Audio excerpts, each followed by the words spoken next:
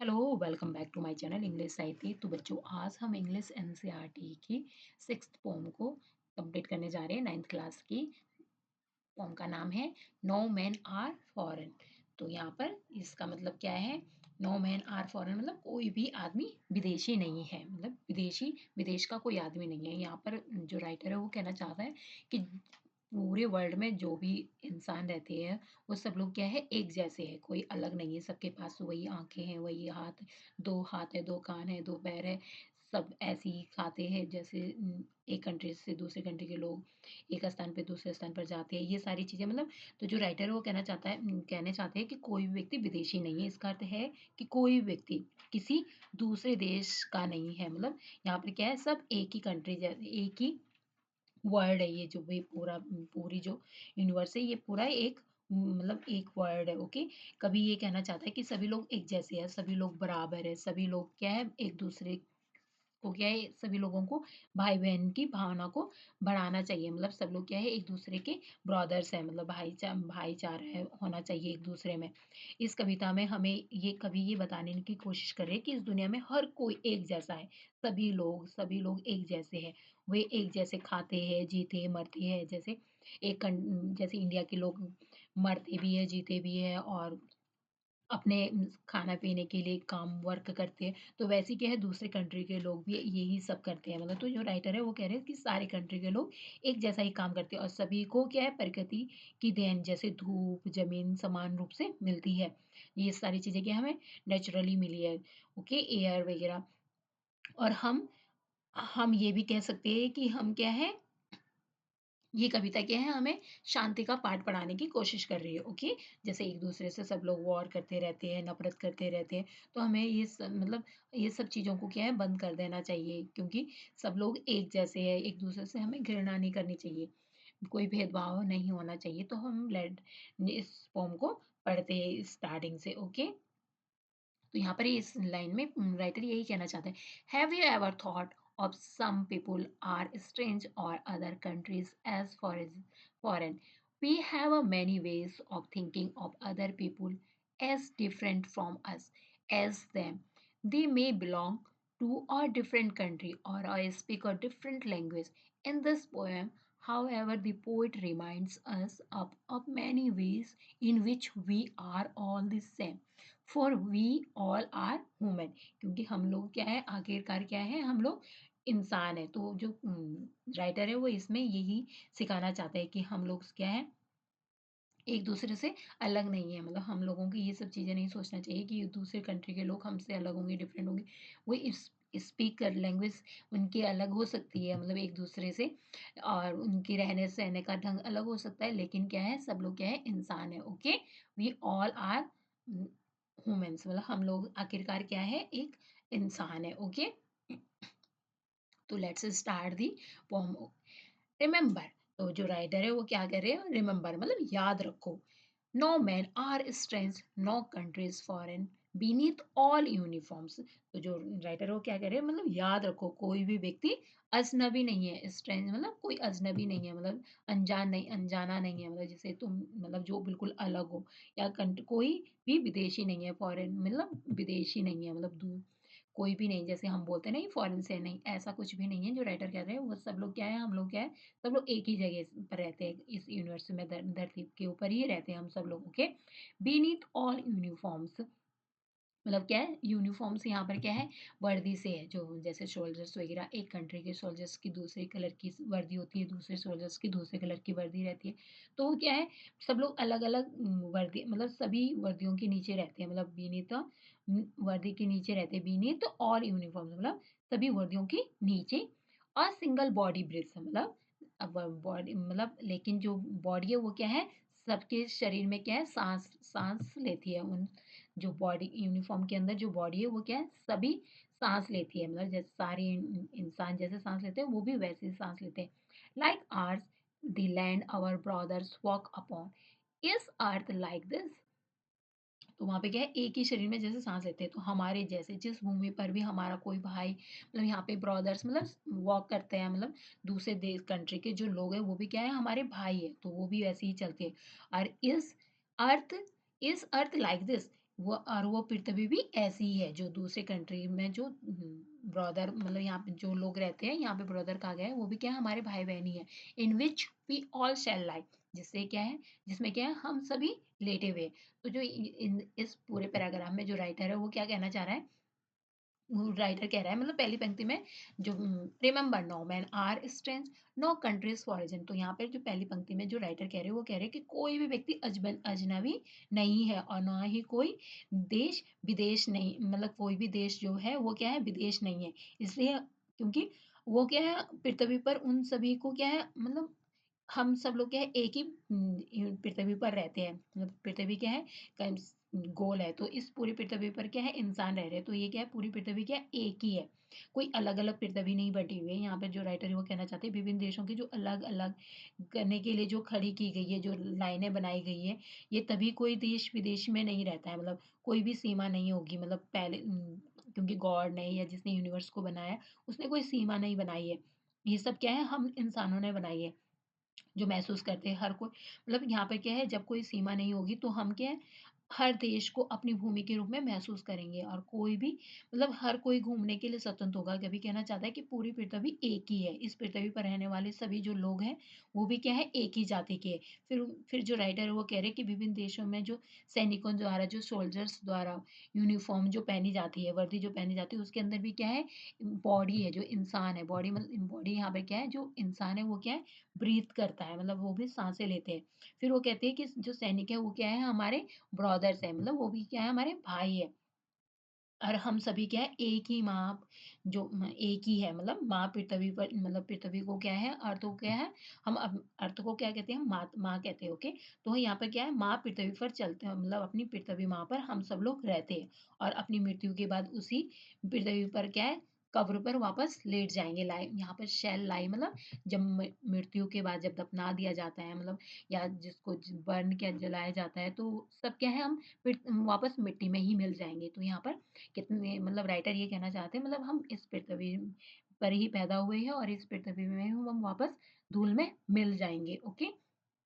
दे, तो यहाँ पे नेक्स्ट में क्या कर रहे हैं दे टू, मतलब वे भी मतलब यहाँ पर दे मतलब अदर्स कंट्री की बात हो रही है, मतलब जिसे हम पॉरिजन कहते हैं, वे भी टू मतलब वे भी and aware of sun and air and water. तो जो राइटर है वो क्या कर रहे हैं वे भी क्या है अवेयर है, मतलब जागरूक है, मतलब उन्हें भी क्या है पता है किसके बारे में सन के बारे में, सन में सूर्य के बारे में, वायु के बारे में, जल के बारे में। वो भी क्या है इस सूरज से क्या है रोशनी उन्हें मिलती है, एयर से वो ब्रीथ करते हैं, वाटर जैसा पानी हम पीते हैं वैसे ही अदर कंट्रीज के लोग भी क्या है ड्रिंक करते हैं वाटर को। Are fed by peaceful harvest, और वो भी क्या है पीसफुल हार्वेस्ट को, मतलब वो भी क्या है हार्वेस्ट में जो फसलों को उगाते हैं, फसलों को पोषित करते हैं, जैसे हमारे देश कंट्री के लोग करते हैं।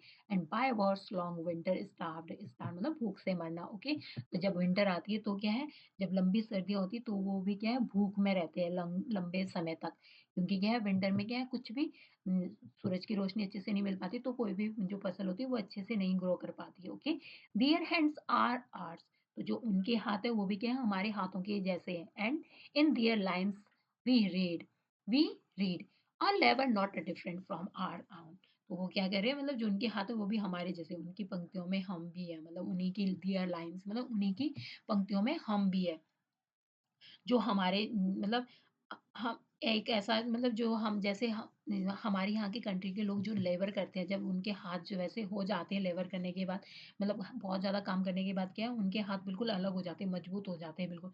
तो जो जैसे जो हमारे यहाँ के लोग हैं वो भी उनके यहाँ के लोगों से क्या है अलग नहीं है, नॉट डिफरेंट फ्रॉम आवर आउन, मतलब वहाँ के लेबर भी ऐसे ही कठिन परिश्रम करके अपने हाथ पैरों को क्या है बिल्कुल मजबूत बना चुके हैं, बिल्कुल उनके हाथ भी ऐसे ही हार्ड हो चुके हैं।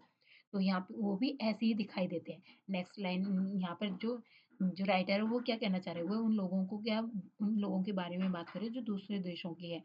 उनमें क्या है वो जिसे क्या है हम विदेशी कहते हैं।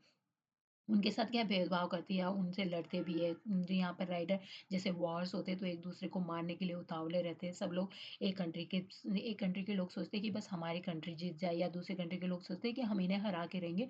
तो ये सब चीज़ें को क्या है यहाँ पर राइटर कहना चाह रहे हैं, मतलब हम एक-दूसरे से लड़ते रहते हैं, लेकिन हम सब लोग क्या है समान हैं। सभी मतलब क्योंकि क्या है जो अदर्स कंट्री के जो लोग हैं उन्हें भी पता है मतलब वहाँ पे भी धूप, हवा, पानी मिलता है उन्हें भी जिसका अर्थ है कि मतलब ईश्वर अलग-अलग देशों के लोगों में क्या है कोई भेदभाव नहीं करते हैं। मतलब ये नहीं कि बस एक कंट्री में सन आ रहा है, दूसरे कंट्री में नहीं आ रहा, ऐसा नहीं है। तो ये मतलब जो गॉड है वो क्या है किसी में भेदभाव नहीं करते। तो राइटर यही कहना चाहते हैं मतलब this sun, air and water से वो लोग भी अवेयर हैं जैसे हम लोग हैं। मतलब इसमें कोई भेदभाव नहीं है। जब युद्ध नहीं होता है तब हम क्या आराम से जीवन जीते हैं, प्रकृति द्वारा दी गई चीज़ों को खाते हैं। इसके अलावा वो कहते हैं कि जिस तरीके से हम युद्ध और सर्दियों के समय क्या है भूखे मरते हैं, वैसे ही क्या है दूसरे देशों के लोग भी करते हैं। यहाँ तक कि यहाँ क्या है उन्हें उस समय भोजन भी नहीं मिलता है जब मतलब लड़ाई हो जाती है, वॉर्स होते हैं तो लॉन्ग विंटर्स में क्या है मतलब बहुत तहस-नहस हो जाता है तो एक-दूसरे के खाने की कमी हो जाती है। मतलब जब विंटर का समय आता है उस समय भी उनकी उस समय तो और भी ज़्यादा वो सर्दियों के समय तो क्या है भूख से मरते हैं वो मतलब बिल्कुल वहाँ पर क्या है बहुत ज़्यादा उम, हार्वेस्ट के कारण वो सर्दी के कारण क्या है बिल्कुल भी पैदावार अच्छे से नहीं होती है। तो यहाँ पर जो राइटर है वो यही कह रहे हैं कि वहाँ के लोग भी क्या है इसी तरीके से मतलब इस वार वार के जो इफ़ेक्ट है, जो युद्ध के जो इफ़ेक्ट है, उसको झेलते हैं मतलब और उसके कारण से क्या है, उन्हें भूख का भी सामना करना पड़ता है। देयर हैंड्स मतलब यहाँ पर क्या है, उन्होंने वो मतलब इसलिए वो कहना चाहते हैं मतलब फिर से कभी जो कहते हैं कि उनके हाथ भी हमारे जैसे ही है, वे भी हमारे तरह कड़ी मेहनत करते हैं और वे मतलब जो राइटर है, वो कहते हैं मतलब हमें बताना चाहते हैं कि हम एक-दूसरे से हम में क्या है नॉट डिफरेंट मतलब हम में कोई डिफरेंट नहीं है एक दूसरे में okay remember they have eyes like ours that wake और स्लिप तो यहाँ पर जो राइटर कह रहे हैं याद रखें कि उनके पास भी हमारी जैसे आंखें हैं जो क्या है वेकअप करती है जागती है और सोती है या स्लिप करती है मतलब जैसे हम सोते हैं वैसे ही वो लोग भी सोते हैं और जागते हैं अपनी आंखों को खोल के वो जागते हैं और आंखों को बंद करके वो भी क्या है वैसे ही स्लिप होते हैं and strength that can be won by love और ताकत स्ट्रेंथ मीन्स क्या है ताकत यहाँ पे जो राइटर कह रहे हैं ताकत है जिसे क्या है प्यार से जीता जा सकता है ताकत को क्या है बाय लव क्या है जीता जा सकता है in every hand in common life that all can recognise and understand तो यहाँ पर हर भूमि पर क्या है एक आम जीवन है मतलब कॉमन लाइफ जीते हैं सब लोग ओके